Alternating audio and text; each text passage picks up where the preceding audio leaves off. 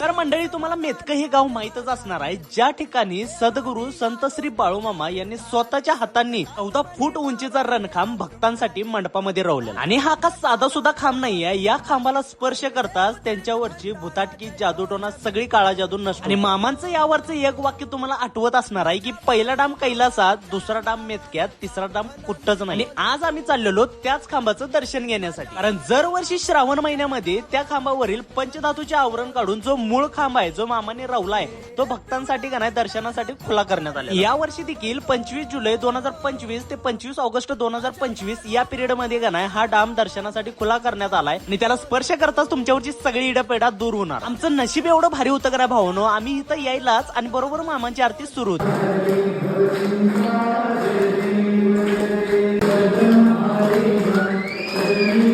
झाल्यावर आतमध्ये जाऊन मस्तपैकी खांबाचं दर्शन घेतलो आणि बाजूलाच प्रसाद चालू होता, तर प्रसाद पण खाऊन घेतलो. चला तर मग मंडळी, आपण भेटू नेक्स्ट व्हिडिओ मध्ये. व्हिडिओ आवडला तर कमेंट मध्ये बाळूमामाच्या नावानं चांगलं लिहायला विसरू नका. चला.